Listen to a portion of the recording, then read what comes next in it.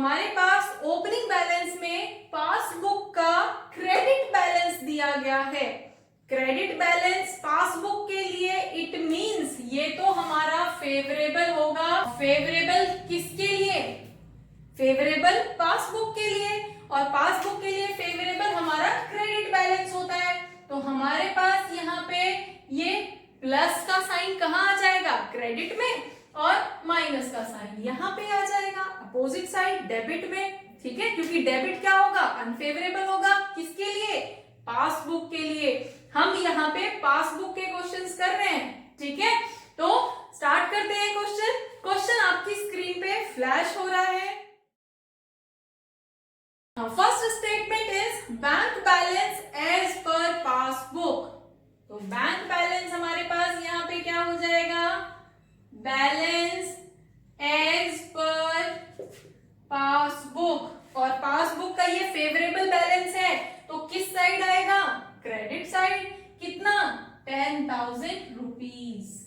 ठीक है, cash book में फेवरेबल डेबिट साइड था और पासबुक में फेवरेबल क्रेडिट साइड होगा।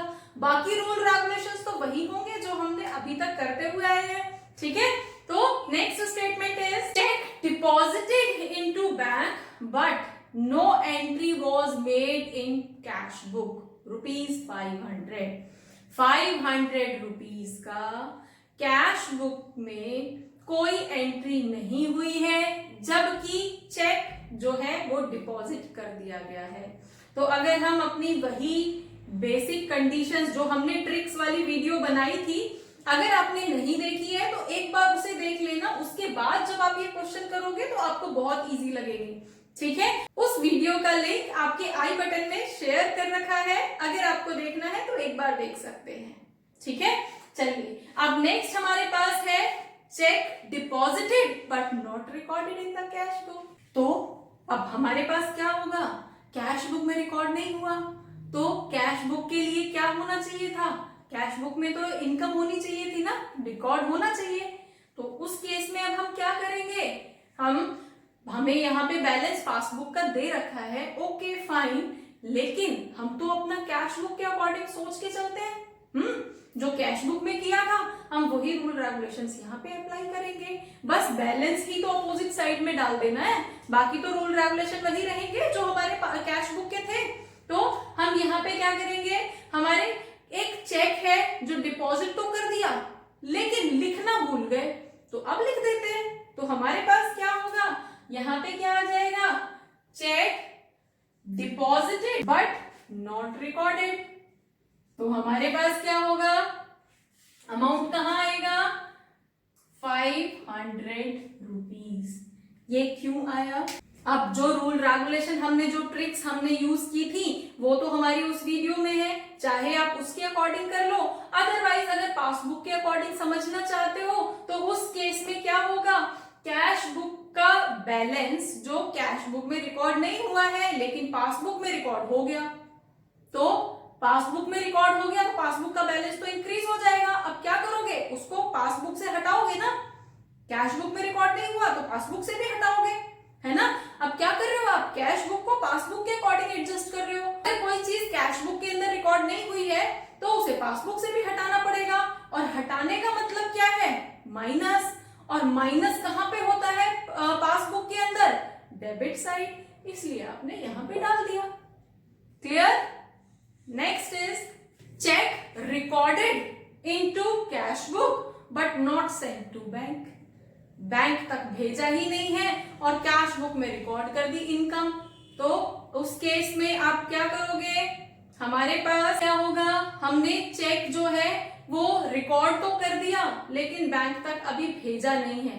तो बैंक तक अगर नहीं भेजा है और कैश बुक में हमने रिकॉर्ड कर दिया है तो आपको क्या करना पड़ेगा? कैश बुक में तो इनकम इंक्रीज हो गई, तो अभी तो पासबुक को भी इंक्रीज करना पड़ेगा ना, क्योंकि इक्वल प्रूफ करना है हमें दोनों को। तो हम क्या करेंगे? यहाँ पे cheque recorded but not sent to bank. ठीक है, क्या हो जाएगा? हमारे पास एंट्री क्रेडिट साइड में होगी, कितने की? 1200 रुपीज की। एक और चीज, हमने इससे पहले क्या एंट्री की थी, चेक डिपॉजिट हो गया लेकिन रिकॉर्ड नहीं हुआ तो डेबिट किया था। अब हम क्या करेंगे, चेक रिकॉर्ड हो गया लेकिन बैंक तक नहीं पहुंचा तो उसको हम ऑफ कोर्स क्रेडिट ही करेंगे ना, अपोजिट नेचर है ना दोनों का। Credit side of cash book cast short by 200 rupees, मतलब credit side of cash book, cash book की क्रेडिट साइड में हम क्या रिकॉर्ड करते हैं, हम अपनी पेमेंट शो करते हैं ना। कैश बुक के क्रेडिट साइड मतलब बाय साइड में हम कैश बुक में पेमेंट शो करते हैं ना। अब पेमेंट जो है वो शॉर्ट लिखी हुई है, तो शॉर्ट लिखी हुई है इट मींस हमारे लिए वो एक्सपेंस है, कैश बुक के लिए एक्सपेंस है तो हम क्रेडिट में डालेंगे। तो हमारे पास यहाँ पे क्या हो जाएगा, short amount of cash book is 200 rupees, और कैश बुक की क्या थी वो, पेमेंट, पेमेंट कम लिखी गई है। अब पेमेंट कम लिखी गई है तो वो इतना पैसा हमारा पे नहीं हुआ, यही तो लिखा गया है ना कैश बुक के अंदर।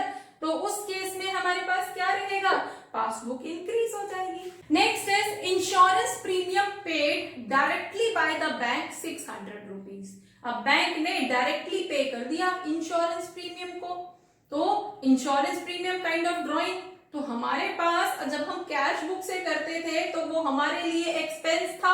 अगर हम अपनी ट्रिक्स की बात करते हैं तो क्रेडिट साइड रिकॉर्ड करते थे उसको, है ना। अब अगर पासबुक के अकॉर्डिंग कर रहे हैं तो उस केस में बैंक ने हमारी तरफ से पेमेंट कर दी तो बैंक बैलेंस पे तो इफेक्ट आएगा ना, और कैश बुक के अंदर वो रिकॉर्ड नहीं हुआ। अब कैश बुक के अंदर रिकॉर्ड नहीं हुआ, कैश बुक हमारी अभी भी ज्यादा है तो पासबुक को भी क्या करोगे, उसके इक्वल लेके आओगे, ज्यादा करोगे ना, तो 600 आप पासबुक के अंदर भी प्लस कर दोगे। तो हमारे पास यहाँ पे क्या हो जाएगा, इंश्योरेंस पेमेंट बाय बैंक, कितने का, 600 rupees. Done. Next is bank charges entered twice by ₹20 in cash book.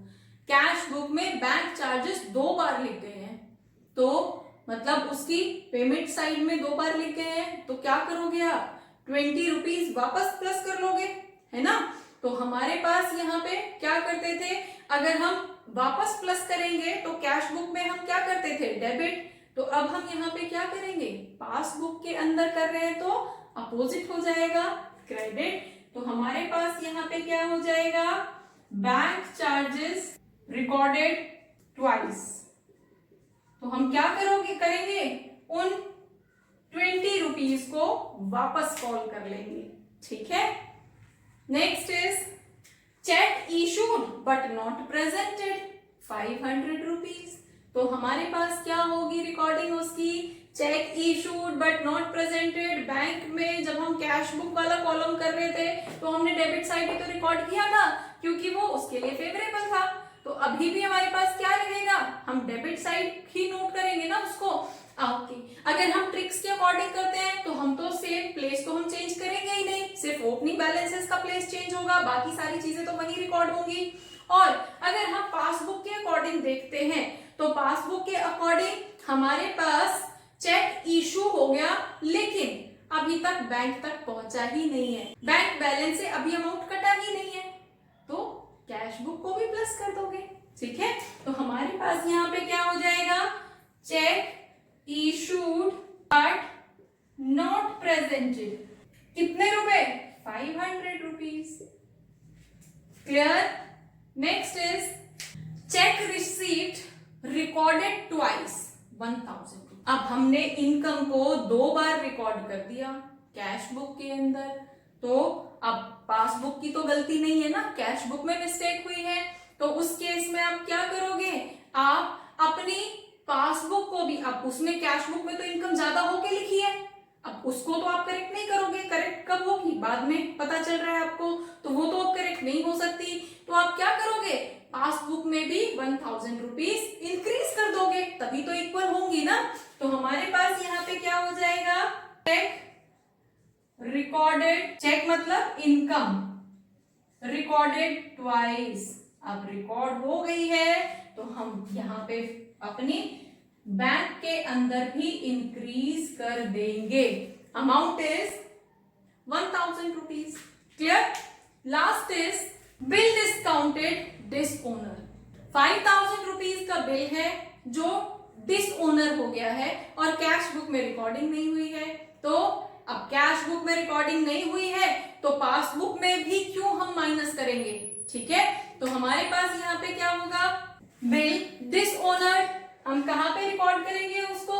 Again 5000 rupees credit में, क्योंकि जब कैश बुक में रिकॉर्ड नहीं हुआ तो पासबुक को भी कम क्यों करेंगे? हम इक्वल करना है ना हमें, तो पासबुक के अंदर भी हम उसको प्लस कर देंगे। Next is bank wrongly allowed interest. Bank ने इंटरेस्ट दे दिया, तो कैश बुक के लिए तो वो इनकम है, लेकिन लिखी कब गई है उसका पता कब चला है?